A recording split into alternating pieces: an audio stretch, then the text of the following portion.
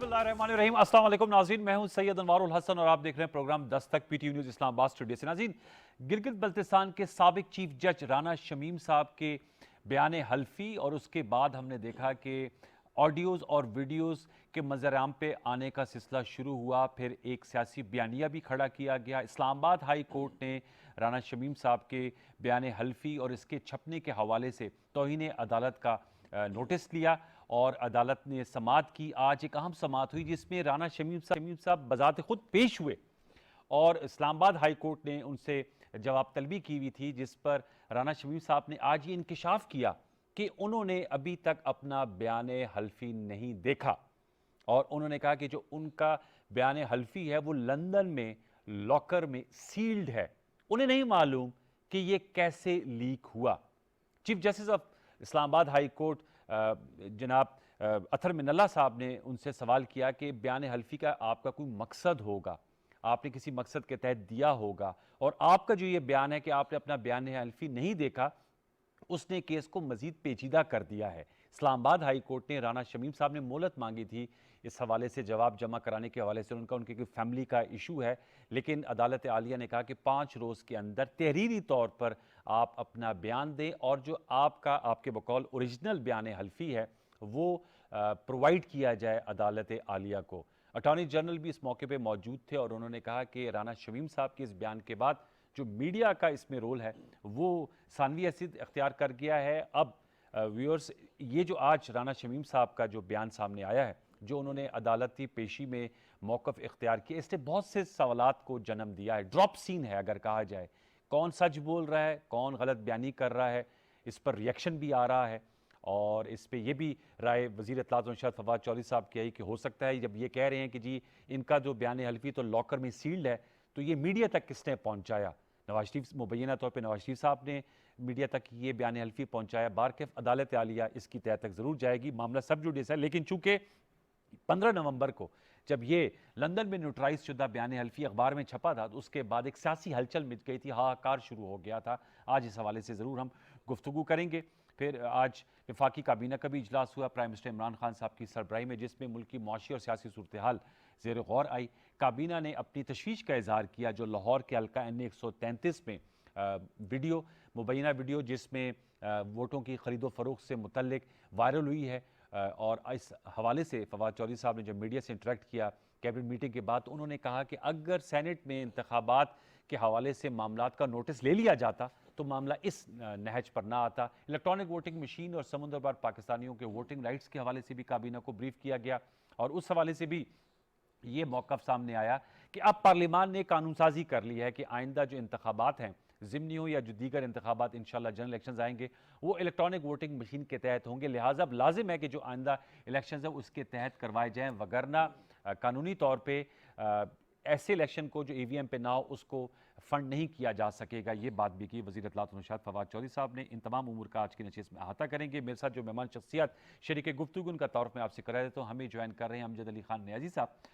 आप मेंबर कौमी असम्बली हैं, पाकिस्तान तहरीक इंसाफ से आपका ताल्लुक है, कौमी असम्बली की कायमा कमेटी बराए दिफा के चेयरमैन है। बहुत शुक्रिया अमजद अली खान नियाज़ी साहब, आपने हमें वक्त दिया, हमें इस्लामाबाद स्टूडियोज़ में ज्वाइन कर रहे हैं। डॉक्टर निसार चीमा साहब, मेंबर कौमी असम्बली है, मुस्लिम लीग नवाज से आपका ताल्लुक है, आपका बहुत शुक्रिया। और स्काइप पर हमें ज्वाइन कर रहे हैं सीनियर जर्नलिस्ट हैं, 92 के ग्रुप एडिटर हैं चैनल के, इरशाद आरिफ साहब हमें स्काइप पे ज्वाइन करें। इरशाद आरिफ साहब अस्सलाम वालेकुम, आपको भी हम वेलकम करते हैं। तीनों मौसम मेहमानों को फॉर्म वेलकम। मैं आप लोगों की इजाजत से इरशाद आरिफ साहब, मैं आपसे जरा गुफ्तगू का आगाज करना चाहूंगा। सर, आपको क्या, आपने तो माशाल्लाह आपका बड़ा वसी तजर्बा है, राना शमीम साहब का जो आज ये बयान सामने आया कि उन्होंने जो बयान हल्फी उनका है वो उनकी अभी नजर से नहीं गुजरा और वो सील्ड है, ये कैसे छप गया, ये कैसे लीक हुआ, इसका तो ज़ाहिर बात है अदालत ही फैसला करेगी।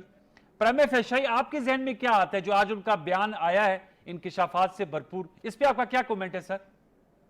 देखिए, ये तो पहले दिन से वाज़ेह था कि ये बयान हल्फी, इस बयान हल्फी के जो बेनिफिशरी हैं उनकी तरफ से ही अफशा हुआ है। उन्होंने ही किसी सहाफ़ी को या अखबार को या अखबार के मालिक को ये फराहम किया है और वहाँ से इसकी खबर बनी है, ये वाज़ेह था। अच्छा। और वो आप अगर उस खबर की बुनत देखें, उस खबर की सारा को देखें तो आपको साफ नज़र आ रहा था कि ये कहाँ से लीक हुआ है या कहाँ से अफशा हुआ है। लेकिन ये मशकूक मामला है कि यानी एक चीज़ तो साबित हो गई कि ये बयान जो था राना शमीम साहब ने खुद रिकॉर्ड यानी ना लिखा, ना लिखवाया, ना नोटिस पब्लिक किया, कोई और फरीक इसमें शामिल था। और आज के बयान से सिर्फ ये वाज़े हुआ है कि जो शकूक व शुबात थे या जो जिन लोगों के अंदाजे थे वो दुरुस्त साबित हुए हैं। क्योंकि राना शमीम साहब जब ये कहते हैं कि उन्होंने सील कर दिया था, लाकर में रख दिया था, तो इसका मतलब ये है अगर अदालत उनसे ये सवाल कर लेती कि जनाब वाला उससे पहले आपने किसी और को दिखाया भी था या किसी और के इल्म में था ये बयान हल्फी या इसकी कापी आपने दी थी, तो शायद आज ही वाजे हो जाता। तो इसका मतलब ये है कि अगर राना शमीम साहब दुरुस्त फरमा रहे हैं और यकीन वो दुरुस्त कह रहे होंगे, तो ये जो बेनिफिशरी है इस बयान का उसने ही ये लीक किया है, एक बात। लेकिन इसमें जो मुझे बतौर जर्नलिस्ट जो मामला मशकूक नज़र आता है, जी मेरी अदालती जो सेंस है, देखें इस तरह के बयान हल्फी, इस तरह की चीज़ें, डॉक्यूमेंट्स हमारे सामने आती हैं, ज़िंदगी भर का तजर्बा है। लेकिन कभी भी ऐसे मामले को जो फौज को या अदलिया को स्कैंडलाइज कर रहे हो, कोई बयान हल्फी हो, कोई दस्तावेज हो, तो उसको हम पब्लिश नहीं करते, उसको हम कभी भी नश्र नहीं करते। क्योंकि एक फरीक का तो कोई मफाद हो सकता है, बयान जी हल्फी देने वाले का भी मफाद हो सकता है, लेकिन अगर उसके नतीजे में सेकेंडलाइज हो रही है हमारी अदलिया, हमारा कोई आइनी इदारा, तो उसको अमूमन छापने से या नश्र करने से गुरेज किया जाता है, परहेज बरता जाता है। लेकिन इस मामले में ये नहीं हुआ। तो इस बुनियाद पर अब जो सवालात पैदा हुए हैं वो ये हुए हैं कि इस बयान के देने वाले को या इस बयान को रिकॉर्ड कराने वाले के तो जो भी मकासद हों, लेकिन इसको नश्र करने वाले के या इसको पब्लिश करने वाले के मकासद क्या हो सकते हैं। तो इसलिए अटॉर्नी जनरल साहब ने जब ये कहा कि जनाब वाला ये मीडिया का मामला नहीं है, तो नहीं, ये मीडिया का मामला है। और अच्छा मेरा ख्याल है इस जो अदालत ने कार्रवाई शुरू की है, इसको मंतकी अंजाम तक इसलिए पहुंचाना ज़रूरी है, पहुंचना ज़रूरी है कि ये भी फॉर एवर तय कर लिया जाए, जी तय हो जाना चाहिए कि क्या सहाफ़त या सहाफ़ती इदारे अपनी हदूद क़यूद में रहकर आज़ादी का इजहार कर रहे हैं आज़ादी बरतेंगे, आज़ादी का इस्तेमाल करेंगे, या अपनी हदूद क़यूद से निकल कर आज़ादी इस्तेमाल करेंगे और दूसरे इदारों के हदूद क़यूद में दाखिल होकर अपनी आज़ाद रवी का मुजाहरा करेंगे। आम तो नुकता मेरा है ख्याल है अब इसका कोई फैसला होना चाहिए। जी जी आपने अहम नुकता उठाया। मैं दोबारा लौट के आऊँगा। मैं निसार चीमा साहब आपके पास आना चाहूँगा क्योंकि इसके बेनिफिशरी PMLN हमें नज़र आ रही थी। आप लोगों ने प्रेस कॉन्फ्रेंस की, मरियम नवाज साहब ने भी की, साबिक चीफ जस्टिस साकिब निसार साहब, आप भी मेरे शोज़ में आए और आपने कहा कि जी ये मामला है। आपके दीगर ज़ोमा रहनुमा भी मुख्तलिफ शोज़ में, और उन्होंने कहा कि जी इसका ज़रूर ट्रायल होना चाहिए, पता लगाना चाहिए कि ये जो साबिक गिलगित बल्तिस्तान की चीफ जस्टिस और दूसरी तरफ पाकिस्तान की चीफ जस्टिस का मामला है और इस पे नवाज शरीफ और मरियम नवाज साहबा इफेक्ट हो रही हैं। सर आपका तो सियासी बयानी को बहुत बड़ा धचका नहीं लगा ये जो राना शमीम साहब ने इंकिशाफ किया और ड्रॉप सीन कर दिया कि उन्होंने तो देखा ही नहीं अपना असली बयान अल्फी? देखिए हमारे साहब, गुजारिश ये है कि क्या ये हकीकत नहीं है कि गुज़श्ता समात के मौके पर राना शमीम साहब के साहबजादे ने इसी अदालत आलिया के सामने खड़े होकर ये कहा कि मेरे वालिद साहब अपने बयान अल्फी पे स्टैंड करते हैं। उनको चेंज भी कर दिया, आपको पता है, लतीफ़ आफरीदी साहब को अपना वकील मुकर्रर कर दिया। आपको पता है ना कि जी, उनके जी। साहबजादे ने ये कहा राना कि मेरे वालिद साहब अपने बयान अल्फी पे स्टैंड करते हैं, जो कुछ कहा गया। अब ये कि आज क्या हुआ, लेकिन क्या असल में तो नहीं, राना शमीम साहब का नहीं, बयान अल्फी मेरी है। बात सुन लेना। एक कॉमन सेंस की बात है कि जब उनका बेटा ये कह रहा है कि मेरे वालिद साहब अपने बयान अल्फी पे स्टैंड करते हैं, ज़ाहिर ये अंडरस्टूड बात है, कॉमन सेंस की बात है। कोई दुनिया में 22 करोड़ आवाम में से कोई एक शख्स भी ये मानने के लिए तैयार नहीं होगा कि जो प्रेस में आया, जो इतना बड़ा इशू बना, वो राना शमीम साहब ने पढ़ा ना हो। ये क्या मुमकिन है? यानी आपकी कॉमन सेंस क्या कहती है? लेकिन मतलब यह कि ये नहीं, गिलगित बल्तिस्तान के साबिक चीफ जो जज चाहे, हैं नहीं मेरी बात सुन और ले, अदालत पहले- आलिया के सामने नहीं, कह रहे हैं। मुझे मौका दे। जी पहली बात यह है कि ये यानी नाकाबिल फहम है कि उन्होंने ना पढ़ा हो, पहली बात। दूसरी बात यह गलत कि बयानी से काम ले रहे हैं फिर। नहीं, मुझे नहीं पता कि क्यों कर रहे हैं, क्या उन पर दबाव है। दूसरी बात, क्या ये हकीकत नहीं है कि उनके साहबजादे ने पिछली समात के मौके पे ये कहा कि मेरे वालिद साहब अपने बयान पे स्टैंड करते हैं? दो।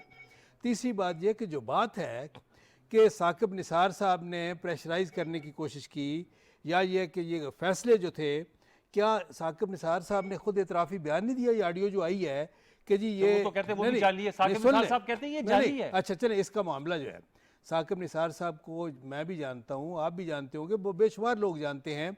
क्या ये हकीकत नहीं है कि वो उन्होंने बतौर चीफ जस्टिस सुप्रीम कोर्ट के सुप्रीम कोर्ट को बेतौकीर कर दिया। ये तो सिविल जज जो है वो भी बड़ा एक काम हमारे मुल्क का बड़ा मुतात होता है। ये तो पीटीआई के वो जो स्पॉन्सर थे, उनकी फंड रेजिंग में जो रोल प्ले करते रहे अनिल मुसरत साहब, उनकी मेज़बानी में, उनकी फंडिंग पे ये बाहर पूरी फैमिली दौरे करती रही, आपको पता है। उनकी मौजूदगी में पीटीआई के अहदेदारों के साथ बैठकर खाने खाते रहे, अपनी खिदमत गिनवाते रहे। क्या आपको पता नहीं है? आपकी क्या नहीं, मुबैयन ऑडियो, मेरी बात मैं सुन ले। सवाल कर रहा हूं। नहीं, मेरी देखिए आपने अरशद मलिक साहब, सवाल भी ज़िम्न आपने चूंकि नुक्ता उठाया, जी। आपने अरशद मलिक साहब की जो वीडियो है और शौकत सदीक साहब, वो तो आपने अपने केसेस में लगा रहे हैं, तो ये जो मुबैयन ऑडियो ये आप अपने केस में क्यों नहीं नफी कर देते? सुन ले, मैं गुजारिश सुन। साकिब क्या मुबैयन अरशद साकिब मलिक निसार ने साहब भी की क्या ये साकिब निसार के नाम नहीं लिया कि उसी ने प्रेशराइज किया? क्या ये हकीकत नहीं है? देखें, गुजारिश ये है, मैं उसका हल क्या है, उसका हल ये है, मैं आपको बताऊँ। इरशाद आरिफ साहब बड़े दीनदार आदमी हैं, बाकिरदार आदमी हैं। मैं इनके सामने एक तजवीज़ रखता हूँ। बताइए।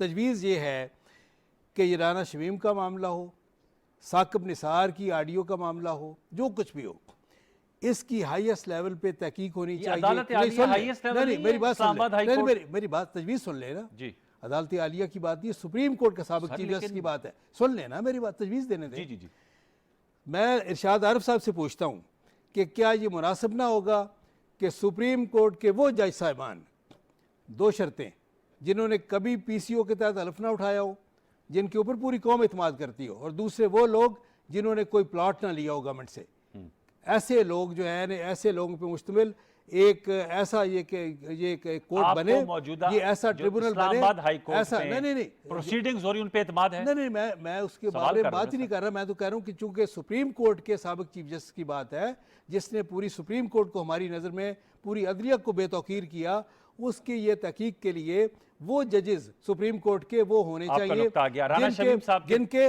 ना पीसीओ के तहत हलफ उठाया हो, ना उन्होंने कोई प्लाट लिया हो, उन पे मुश्तमिल ट्रिब्यूनल बनाए, जुडिशल कमीशन बनाए, वो दूध का दूध पानी का पानी और करे, जो वो फैसला करेंगे पूरी कौम को ये उस पर एतमाद हो। जो आपने बयानी और प्रेस कॉन्फ्रेंस की राना शमीम साहब के बयान हल्फी पे, आप समझते हैं आज के उनके इस बयान से कि उन्होंने बयान हल्फी पढ़ा नहीं, आपको सियासी तौर पे बयानी को धचका लगा, हाँ या नहीं? अब आप इसका भी जवाब दे देना। बिल्कुल नहीं, हमें पता है साकिब निसार के इतराफी बयान के बाद क्या धचका लगना है। अच्छा, ये आपकी इजाजत से अमजद साहब ये बता दी, इरशाद आरिफ साहब इन्होंने तजवीज़ रखी, इस पे आपका क्या मौक़िफ़ है? जो जवाब भी दिया, फिर मैं जल्दी से अमजद साहब के पास जाना है सर मैंने। इरशाद साहब, देखिए, मैं मसद एहतराम गुजारिश करूंगा कि कोई भी इस तरह की टेप तैयार हो सकती है, ऑडियो तैयार हो सकती है, जाली भी हो सकती है, वो असली भी हो सकती है, लेकिन ये जिम्मेदारी उस जी सर, वो अदालत में इसको अपने जुडिशल रिकॉर्ड का हिस्सा बनाए और उससे बेनिफिट हासिल करे। मोहतरमा बेनज़ीर भुट्टो के हवाले से जब जस्टिस कय्यूम की ऑडियो आई थी तो किसी ने ये नहीं कहा था कि जस्टिस कय्यूम साहब वो करें, अदालत इसका एग्जामिन करे। उस वक्त मोहतरमा बेनज़ीर भुट्टो ने उसको अपने रिकॉर्ड का हिस्सा बनाया, अपील दायर की, उससे उनको फ़ायदा हुआ। अगर मोहतरमा मरियम नवाज साहिबा इसको अपनी अपील का हिस्सा बना दें तो वहाँ दोनों काम हो जाएंगे। एक तो ये होगा कि एग्जामिन हो जाएगी ये सही है या गलत है, क्योंकि उसके नतीजे में बहरहाल फिर साकिब निसार का मौक़िफ़ भी लिया जाएगा। दूसरा ये होगा कि अगर वो दुरुस्त साबित हुई तो उसका बराह रास्त फ़ायदा होगा शरीफ ख़ानदान को। तो मेरा ख्याल है बेहतर ये होगा कि ये रिकॉर्ड का हिस्सा बना दिया जाए, क्योंकि मुकदमा ज़ेर समाअत है, अपील ज़ेर समाअत है।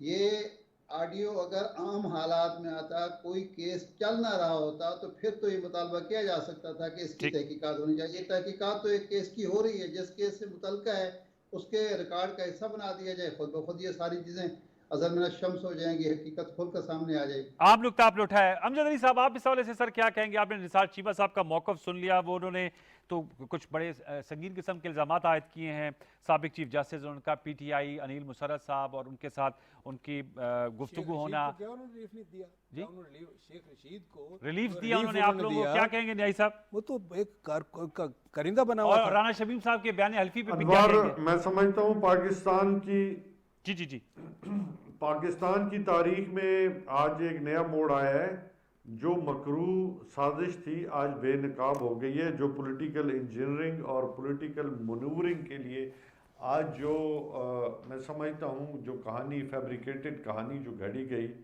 और उसके जो ताने बाने हैं वो मखसूस ख़ानदान के लिए जो है वो बुने जा रहे थे।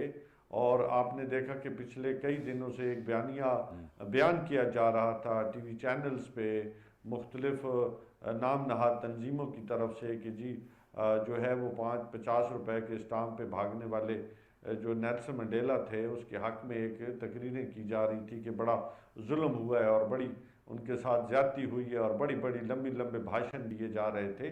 तो मैं समझता हूँ कि आज राना शमीम ने जो है वो जो बयान दिया है उससे तो मुझे जो है अल्लाह ताला पे सबसे पहले हमें यकीन है कि अल्लाह ताला मौजूद है और आज उसके इस बयान ने सबको बेनकाब किया। और मैं समझता हूँ अदलिया जो है आला अदालतें जो हैं उस पर होने वाले जो हमले हैं उसका भी जो है वो एक तयन किया कि वो जो बेनिफिशरी होने जा रहे थे या एक बयान किया जा रहा था वो बेनकाब हो गए हैं। और मिठाइयाँ बांटने वाले जो हैं वो मेरे ख्याल में मिठाइयों के डब्बे जो है ना वो घरों पे रह गए हैं, बांट नहीं सके।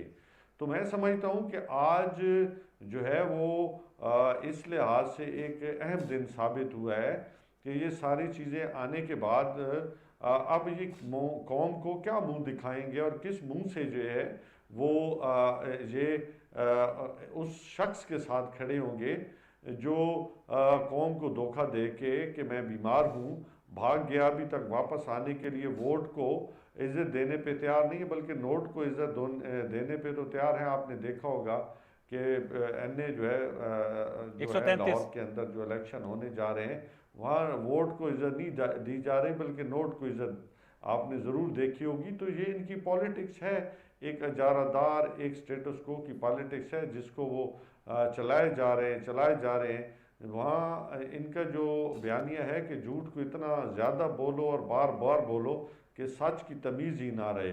मैंने तो आपके लास्ट प्रोग्राम में भी यही कहा था कि ये जो धूल उड़ाई जा रही है इसका एक ही मकसद है कि सच्चाई को जो है छुपा लिया जाए और इदारों पे इतने हमले किए जाएं ताकि वो जो है ये मजबूर हो जाएं कि हमें कोई डील दें या हमें कोई ढील दें, ताकि जो वो कहते हैं ना कि इज़्ज़तदार जो है वो अपनी इज़्ज़त के लिए खामोश था।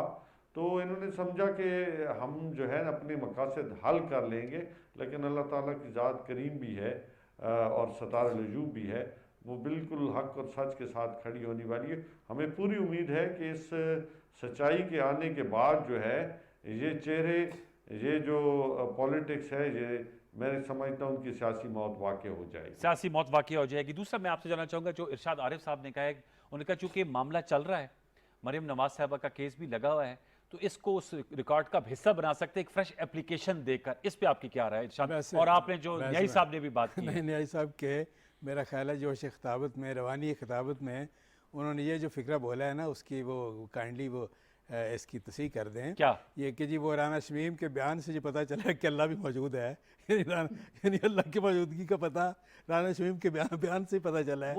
ये तो रवानी खिताबत में क्या दिया बिल्कुल, लेकिन ये फरमाए मैं इसलिए कहते हैं, मैं आपको कहता हूँ वो कि हजरत अली करबला वजू फरमाते हैं ना कि मेरे इरादों के मुझे टूटने से पता चला कि खुदा मौजूद है। जो आपके इरादे थे ना नेक इरादे, तो उनके टूटने से मुझे ये महसूस हुआ है कि खुदा मौजूद है। वैसे तो मैं इसलिए ये जो है कहने पे मजबूर हुआ कि अल्लाह ताला की जात हक और सच है। अंदाजा करें कि कल तक ये राना शमीम की किरदार कुशी कर रहे थे सब लोग मिलके कि हमें पता है जी इसकी बैकग्राउंड का पता है, ये है इस तरह का। आज जो है हम तो कह रहे हैं राना शमीम के बयान पे बेस करके और आप लोग उनको सबसे अच्छा बंदा समझते हैं राना शमीम साहब। नहीं, हम मैं तो कहता हूं आज रहे हैं कि ये हमला था सुप्रीम कोर्ट पे, ये उसी तरह का हमला था जिस तरह जस्टिस इजाद अली शाह की अदालत में पहले किताब फरमा लें। न्यायी साहब वो कह रहे मुझे मौका दे बात करने का। जी देखिए गुजारिश ये है कि मैं तो आज भी कहता हूँ कि मुझे उनका बेटा जो है जो उसने कहा कि आपको बेटे पे ज्यादा इतबार है या राना शमीम साहब पर है जिनका बयान हल्फी है सर? ये बताएं चीमा साहब, मैं कहता हूँ 22 करोड़ अवाम में से एक शख्स भी ये पीटीआई के लोगों के अलावा,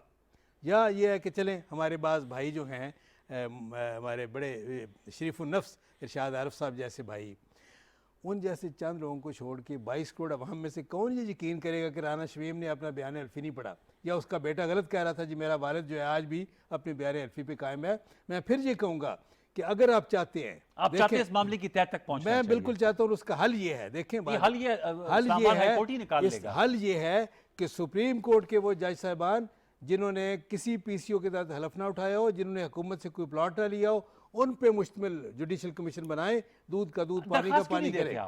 नहीं, मरियम नवाज साहबा का वकील दरखास्त क्यों नहीं दे देता? ये बताइए सर, वही केस लगा रहा है मुझे ये बताइए कि ये नाक को सीधी पकड़ने की जगह उल्टा क्यों मुझे ये पकड़ना चाह बताएं, रहे हैं? आज खुद नोटिस लिया ये हाई कोर्ट ने, मुझे ये बताइए सुप्रीम कोर्ट के ये तौकीर का, इज्जत का, वकार का मसला है, क्या सुप्रीम कोर्ट को नहीं लेना चाहिए? जो छपा है ना, क्या नहीं लेना चाहिए? आला अदलिया इस्लामाबाद हाई कोर्ट के एक मोहतरम जज साहब का नाम लिया गया नहीं तो उसमें इसलिए लिया इस्लामाबाद हाई कोर्ट ने, उसमें सुप्रीम कोर्ट के साबिक चीफ जस्टिस का नाम है जिस पे इल्जाम है। सर, मौजूदा जज का, चूंकि मैं नाम नहीं लेना चाह रहा, उनका नाम लिया गया था, ऐसा ही नहीं इरशाद मुझे आरिफ ये साहब, बताइए, इसलिए इस्लामाबाद हाई कोर्ट ने तौहीन अदालत का केस किया। वो शख्स है, मुझे ये बताइए, मैं जज का नाम सर्विंग, मैं आज भी कहता हूँ कि जो शख्स भी, खा वो जज हों, खा साकिब निज़ार जैसे जज हों, जिन्होंने एक मुंतखब हुकूमत को टॉपल करने के लिए किरदार अदा किया हो, उनके ऊपर मैं समझता हूँ आर्टिकल 6 लगना चाहिए। आपको साबित करना वो हाई ट्रेजर है, बयान से तो नहीं लगेगा ना, वो साबित करना होगा ना, ऐसे बयान से तो नहीं लग सकता ना। मैं कहता हूँ कि उसकी जो ऑडियो है वो ये है कि खुद एक, मैं समझता हूँ कि एक इतराफी बयान है और उसकी तहकीक होनी चाहिए, तफ्तीश होनी चाहिए। अच्छा इरशाद साहब, ये बार बार जो ऑडियो है मुबैना उसके हवाला दे रहे हैं शीमा साहब भी, इसमें मरियम नवाज साहबा ने भी बहुत बड़ी प्रेस कॉन्फ्रेंस की, फिर बाद में जो उनकी ऑडियो थी उसको उन्होंने इतराफ़ भी उसका किया, वो आपके चैनल को भी इश्तिहार ना देने के हवाले से, और फिर उसके बाद एक और ऑडियो भी आई है। सर, इन ऑडियोज़ का क्या किया जाए इरशाद आरिफ साहब? इनका फोरेंसिक हो जाना चाहिए? बिल्कुल होना चाहिए इरशाद साहब। नहीं, देखें, ये जो 2 ऑडियो मरियम साहबा के हवाले से, वो तो चूंकि कह चुके हैं कि मेरी आवाज़ है, तो उसकी तो फोरेंसिक की जरूरत नहीं, मैं वो जो साबिक चीफ जस्टिस साहब से मुताल्लिक साकिब निसार साहब वाली जो ऑडियो है उसका फोरेंसिक भी होना चाहिए और उस पर तहकीकात भी होनी चाहिए, और बिल्कुल ये तय होना चाहिए कि क्या मियां नवाज शरीफ साहब को, मरियम नवाज साहबा को सज़ाएँ जो हैं किसी बोझ के तहत, किसी इनाद के तहत, किसी सियासी मंसूबे के तहत दी गई हैं, या जो कानूनी तकाजे पूरे किए गए हैं या नहीं किए गए, मैं इसके हक में हूँ। लेकिन एक फोरम मौजूद है जहाँ केस चल रहा है, और उसकी मैं मिसाल पेश कर रहा हूँ कि जब वो सैफुर्रहमान साहब वाली और शहबाज शरीफ साहब वाली और जस्टिस क़य्यूम साहब वाली ऑडियो आई थी, तो मोहतरम बेनज़ीर भुट्टो ने बाकायदा अप्लाई किया, बाकायदा उसको पेश किया, उसकी बुनियाद पर उनको रिलीफ मिल गया। तो एक आसान रास्ता मौजूद है, उसमें सारा कुछ हो जाएगा। देखें, अगर इस केस में रिलीफ मिल जाता है मोहतरमा मरियम नवाज साहबा को या मियां नवाज शरीफ साहब को, तो ये सारा जो है गेम चेंजर फैसला होगा। अगर ये सारी चीज़ें साबित हो जाएंगी, फिर अगर ये साबित हो जाए तो उसके नतीजे में सिर्फ रिलीफ नहीं मिलेगा, फिर हक बजानिब होगा। मैं भी, डॉक्टर निसार चीमा साहब भी, पूरी कौम के जनाब वाला, अगर एक मुंतखब हुकूमत को एक साजिश के तहत, एक मंसूबे के तहत हटाया गया है मज़मूम मकासद के लिए, तो फिर आर्टिकल 6 भी लग सकता है, तो लगना चाहिए। लेकिन उसके लिए सुप्रीम कोर्ट को आज खुद नोटिस देने की क्या जरूरत है, या कोई जुडिशल कमीशन बनने की क्या जरूरत है? जब एक केस चल रहा है, हाँ, उसमें चले जाएं और उसमें जो भी मुतालबा। अच्छा, ठीक है, न्यायी साहब, आपसे सर जानना चाहूंगा, आप भी समझते हैं जो जिस ऑडियो का जिक्र बार बार निसार चीमा साहब कर रहे हैं, उनकी लीडरशिप भी कर रही है, उसका फोरेंसिक होना चाहिए एस पीटीआई एमएनए, आप समझते हैं, जिसको मंसूब किया जा रहा है साबिक चीफ जस्टिस साकिब निसार साहब से? ऑडियो की बात कर रहा हूँ। फैब्रिकेटेड चीज़ें हैं जिसके लिए मैं समझता हूँ कि ये जिस तरह जस्टिस सजाद अली शाह की अदालत पे हमला हुआ था और रफ़ीक तारड़ साहब जो है वो ब्रीफ केस लेके जो है वो जजों को ख़रीदने पे चले हुए थे, ये उसी तरीक़ा का आज जो है एक सोशल मीडिया के ज़रिए और एक और तरीके के साथ हमला किया गया है आला अदालतों को जो है मुतनाज़ा बनाने के लिए, अपने मकासद के लिए। इन्होंने पाकिस्तान के रियासत के आला तरीन सतून के ऊपर, जिसके ऊपर देखें इंसाफ एक ऐसी, मैं समझता हूँ कोई भी रियासत है जब उसे जो इंसाफ कराम वाली जो इंस्ट्रूमेंट है वो आला अदालतें होती हैं जी। और आर्गन होते हैं, तो वो उसके ऊपर हमला करने का मकसद यही है कि पाकिस्तान और पाकिस्तान से बाहर ये साबित किया जा सके कि इंसाफ जो है वो हमें मिल नहीं रहा, बल्कि ये सिलेक्टेड इंसाफ मांगते हैं। बेसिकली इनका मकसद ये था कि किसी तरीके के साथ हम अदलिया को या बहुत सारे ऐसे इदारों को ब्लैकमेल कर सकें, जिससे अपनी पॉलिटिकल मनूवरिंग या उसे इंजीनियरिंग कह लें, उससे अपने मकासद हासिल कर सकें। मैं एक और चीमा साहब आपकी नॉलेज में भी लाना चाहूँगा। ज़ाहिर बात है ये मामला जो है वो तो सब जुडिस है। NA 133 उसकी भी वीडियो सामने आई है और PMLN को ज़ाहिर बात है आप लोगों के अली परवेज़ मलिक साहब के वाले साहब के वफ़ात के बाद ये सीट खाली और शाइस्ता साहब लड़ रही हैं, लेकिन अली परवेज़ मलिक साहब पीपल्स पार्टी को मुर्द इल्ज़ाम ठहरा रहे हैं कि उन्होंने जाली वीडियो बनाई है और पीपल्स पार्टी वाले कह रहे हैं कि ये जो आप लोगों का वतीरा है, इसका भी सर आज भी काबीना ने भी इस पर गहरी तशवीश का इज़हार किया, इलेक्शन कमीशन भी नोटिस लिया है, इसकी भी सर फोरेंसिक होनी चाहिए और किस फोरम पे होनी चाहिए? जी मैं तो बिल्कुल मैं कहूँगा काश के न्यायी साहब भी फरमा देते हैं कि बिल्कुल होना चाहिए फोरेंसिक। मैं कहता हूँ इसका भी फोरेंसिक होना चाहिए, बिल्कुल होना चाहिए। दूध का दूध पानी का पानी होना चाहिए। पता नहीं इसमें क्यों कतराते हैं, क्यों हिचकिचाते हैं। बात यह गुजारिश ये है कि काश के आज काबीना जो है उसके साथ साथ जो डस्का इलेक्शन में जो गड़बड़ इन्होंने की, जो प्रिजाइडिंग अफसरों को अगवा करने इलेक्शन कमीशन ने उसमें आज ऑर्डर किया है कि नए रिकॉर्ड उन्होंने कायम किए, रिगिंग के धुंध के का बहाना बनाकर पूरे इंतखाबी नताज को धुंधलाने की कोशिश की। इलेक्शन कमीशन ने उस पे नोटिस इलेक्शन फैसला कमीशन भी ने किया, इलेक्शन कमीशन ने किया। आज उन्होंने अहकामात भी जारी किए डस्का इलेक्शन के हवाले से। काश के काबीना भी उस पर तशवीश का इज़हार करती, काश के वज़ीर आज़म भी ऐसे अफसरों के खिलाफ कार्रवाई का ऐलान करते, ताकि पता चलता कि ये वाकई कोई फ्री एंड फेयर इलेक्शन दिल से चाहते हैं। ये तो चाहते ही नहीं है, ये तो ये वही चाहते हैं जो डस्का में इन्होंने किया था। पूरे मुल्क में ये चाहते हैं इलेक्ट्रॉनिक वोटिंग मशीन जो है ये पूरे मुल्क में इलेक्ट्रॉनिक रिगिंग मशीन के तौर पे इस्तेमाल करना चाहते हैं। ये आपने, मैं इस पे जरूर आऊंगा, मैं ब्रीफली आपका कमेंट लूंगा। नहीं साहब वो कह रहे हैं आप भी चाहते हैं कि डस्का के हवाले से वो कह रहे हैं कि इनकी आज जैसे काबीना ने गहरी तशवीश का इज़हार किया 133 की वीडियो जिसमें मुबैना पैसों का लेन देन हो रहा है, डस्का के हवाले से भी चाह रहे हैं। फिर मैंने एक छोटा सा वक्फा लेना है साहब, इसका आप भी बताएं, डस्के पे भी एक्शन होना चाहिए? वैसे इलेक्शन कमीशन ने एक्शन के अहकामात तो जारी कर दिए हैं। अनवार वो कहते हैं ना कि सियानी बिल्ली जो है खंबा नोचे। बात बड़ी साफ सी है और सीधी है कि झूठ के पाँव नहीं होते।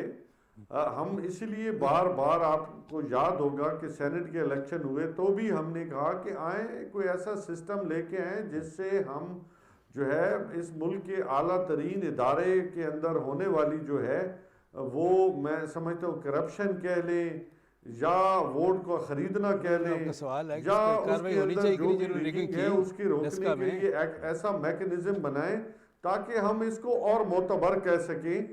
लेकिन इन्होंने चूंकि वोट खरीदने और धांधली के जरिए हमेशा ये इक़्तिदार में और अंपायर के साथ मिल के आते रहे हैं, इसलिए इन्हें कोई दिलचस्पी नहीं है। वो तो कह रहे हैं इलेक्शन सर फोरेंसिक को NA 133 का। दूसरी बात ये है, मेरी बात सुन लें, ये तो कह रहे हैं चीमा साहब NA 133 मुझे ये फरमाएं कि 133 में हमें धांधली की जरूरत है। बात जो हमारी सीट है वहाँ तो एक रेफरेंडम है, पूरा हल्का मुस्लिम लीग नून का है।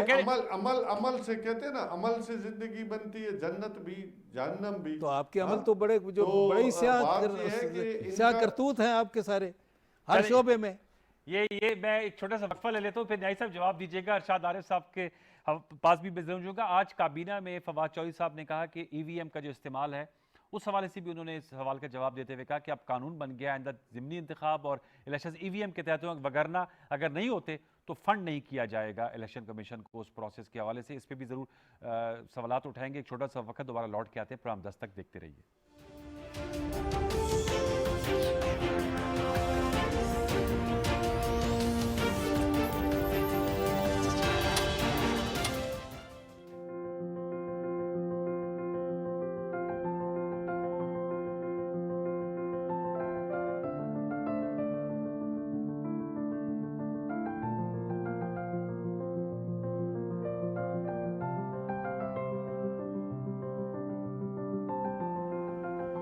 इंस्ट्रूमेंट के ऊपर हमारे दादा हजूर ने दस्तखत करे and on behalf of the state of Pakistan तो there was a person no less than the Quaid Azam himself as the first governor general जिसने ये इंस्ट्रूमेंट ऑफ एक्सेशन पर दस्तखत करे और उसे कबूल करा।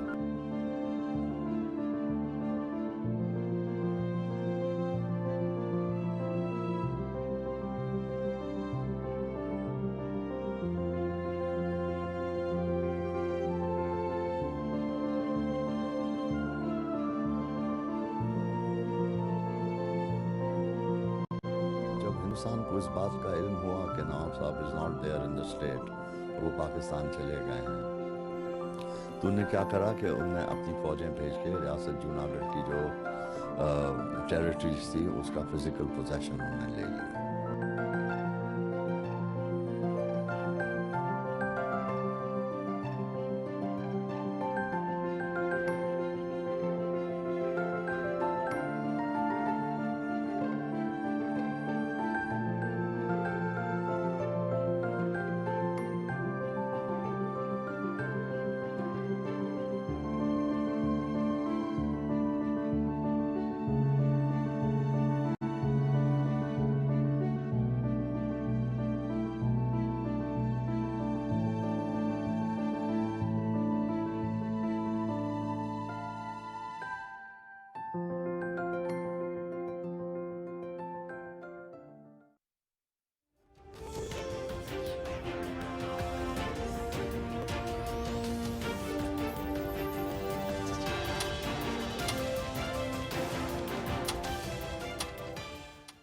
Welcome back. इरशाद आरिफ साहब, सर मैं आपके पास आना चाहूंगा। सर, इलेक्ट्रॉनिक वोटिंग मशीन, आज काबीना को ब्रीफिंग भी दी गई और फवाद साहब ने आज कहा है कि अब चूंकि पार्लियामेंट से जॉइंट सेशन से ये कानून साजी हो गई है, तो अब तकाजा है कि तमाम इलेक्शंस जो हों वो ईवीएम के तहत हो, जितने ज़िमनी इंतखाब भी होने हैं।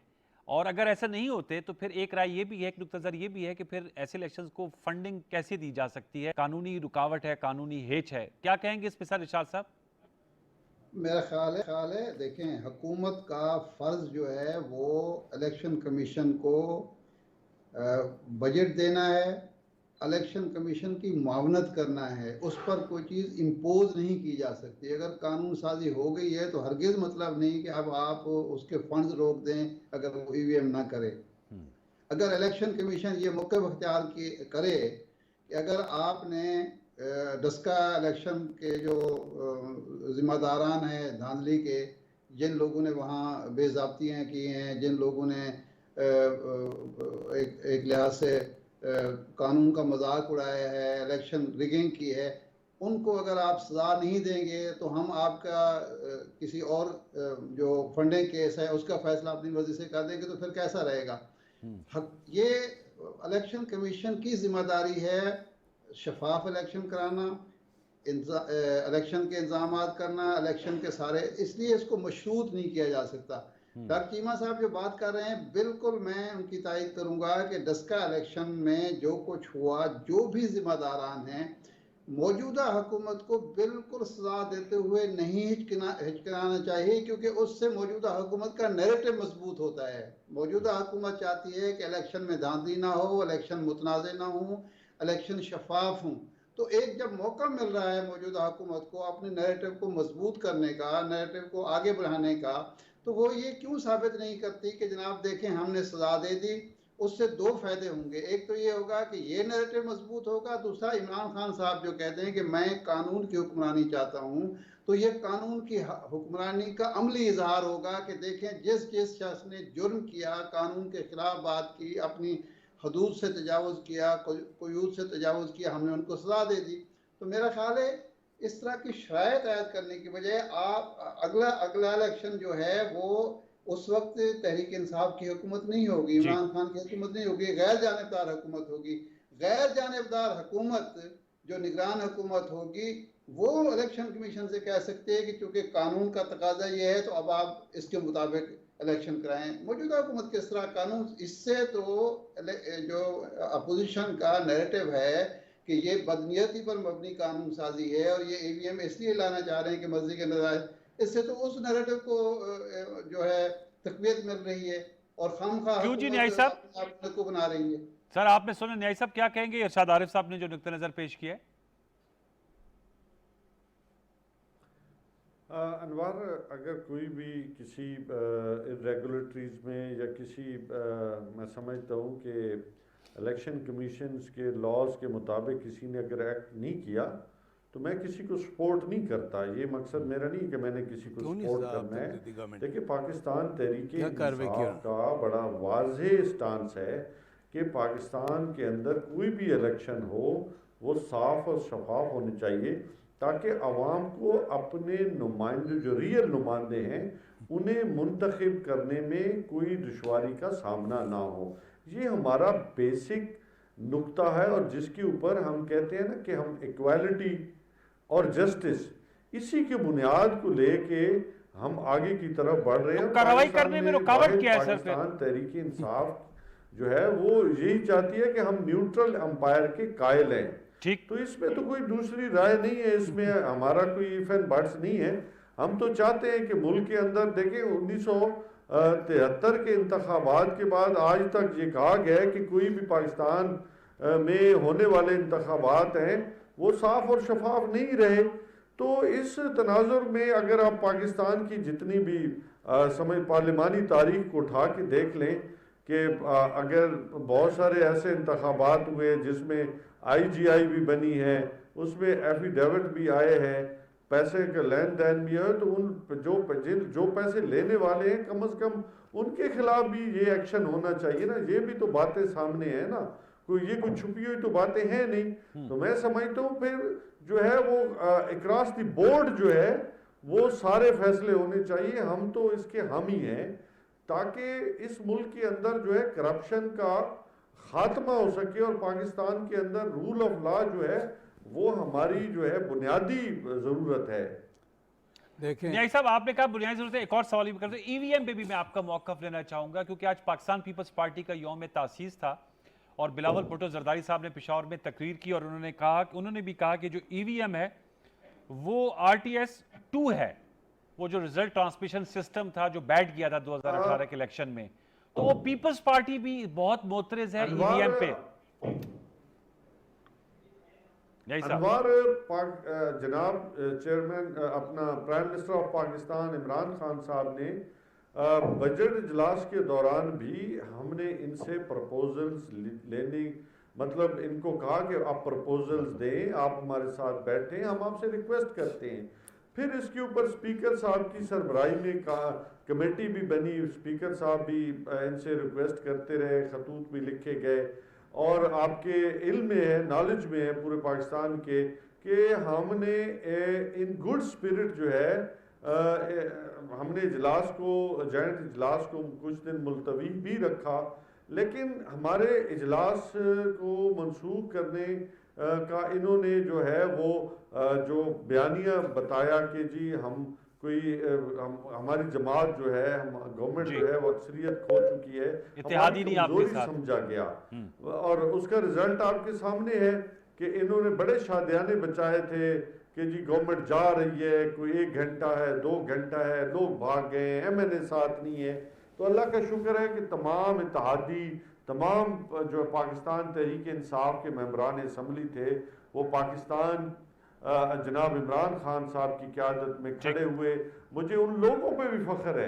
मैं आज भी देखता हूँ अपने उन 4 अपने ऑनरेबल मेंबरान को, एहसान टिवाना साहब हैं कि उनका बोन मैरो का ऑपरेशन हुआ, फिर भी वो आए।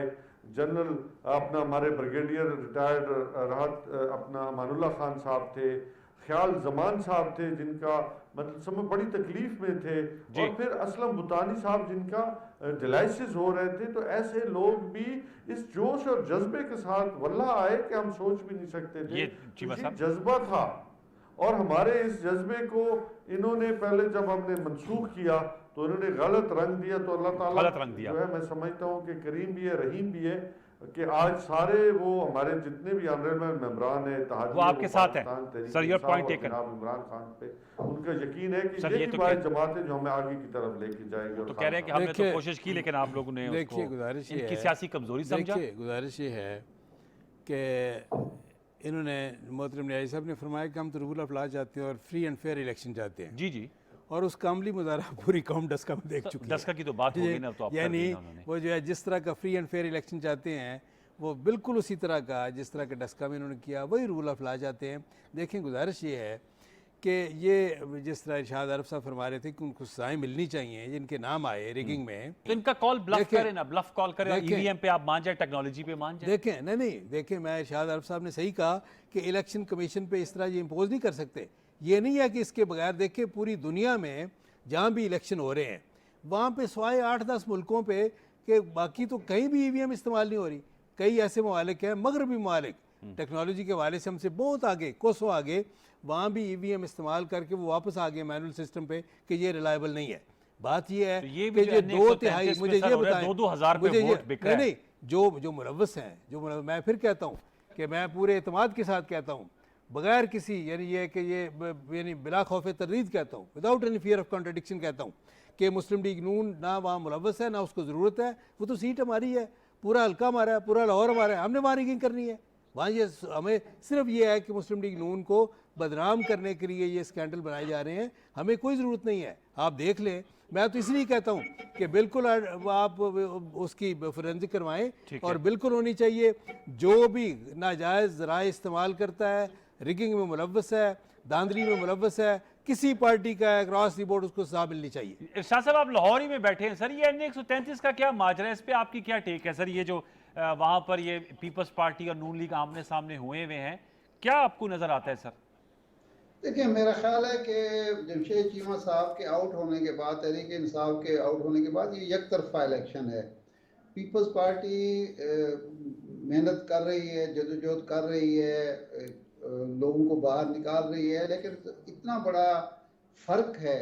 पीपल्स पार्टी को लाहौर में कहीं 5,000 वोट मिले, कहीं 2,000 मिले, 3,000 मिले, ये ज़्यादा से डबल कर लें, ट्रिपल कर लें तो मुकाबला फिर भी नहीं है, एक तरफा इलेक्शन है। अलबत्ता पीटीआई होती तो फिर कहा जा सकता था। फिलहाल तो ये बिल्कुल एक तरफा इलेक्शन है। अगर पीपल्स पार्टी 20-25 हज़ार वोट ले जाती है तो ये पीपल्स पार्टी का लाहौर में और पंजाब में रिवाइवल होगा, ये अगर 25 तक ठीक ले है। जाए। और ये जो वीडियोस का मामला है, तो एन 133 की वीडियोस का जो मामला सामने आया, देखिए, मैं बिल्कुल चीमा साहब ठीक कह रहे हैं। बज़ाहिर यही लग रहा है कि इसकी ज़रूरत नहीं है तहरीक मुस्लिम लीग नून को, लेकिन इसका फोरेंसिक होना चाहिए। हुकूमत के पास वसाइल भी हैं, इख्तियारात भी हैं। अगर वो मुलव्वस लोग जो लोग ये कर रहे हैं उनको नादरा के जरिए आज तो रिटर्निंग ऑफिसर ने कहा था 30 नवंबर तक साबित हो जाए कि ये काम मुस्लिम लीग नून ने किया है, तो फिर जाहिर बात है ये री-इलेक्शन हो सकता है। इरशाद साहब, आज तो रिटर्निंग ऑफिसर साहब ने तहरीरी तौर पे मांगा हुआ था ना, आपकी क्या इत्तला है? वहां पर बाखबर साफी है, मिल गई उनको? कमिश्नर लाहौर, आईजी पंजाब और नादरा और पेमरा से कहा हुआ था कि कोई फोरेंसिक और तहरीरी रिपोर्ट जमा कराई जाए। नहीं, ये आज नहीं हुआ, ये आगे जाएगी, ये आगे जाएगी। अच्छा। और सर, ये बिलावल भुट्टो जरदारी साहब भी ईवीएम को मुतनाज़ा कह रहे हैं और वो कह रहे हैं आरटीएस 2 है, पीएमएलएन भी नहीं मान रही। न्याई साहब की आपने सारी बात सुनी कि हमने तो कोशिश भी की, बातचीत की बात। मैं ज़ाती तौर पर यानी इसके मशीन के इस्तेमाल के हक में हूँ, इलेक्ट्रॉनिक वोटिंग के हक में हूँ, लेकिन एक बात हकीकत है कि ये उस वक्त तक नहीं हो सकते जब तक तमाम पार्टीज, तमाम स्टेक होल्डर इस पर मुत्तफिक ना हों।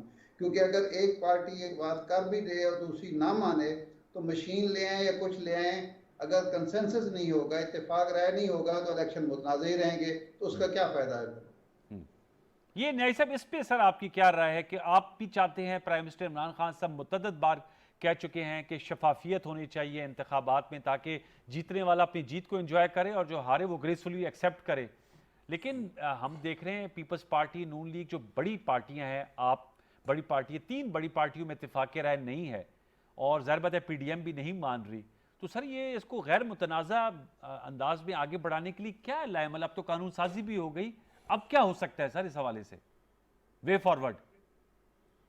मुका की जितनी भी पार्टी है ना, वो कभी भी फेयर एंड फ्री इलेक्शन नहीं चाहती। अच्छा। क्योंकि वो समझती है कि अगर फेयर एंड फ्री इलेक्शन हो गए तो वो उनकी जो है वो सियासी मौत हो जाएगी।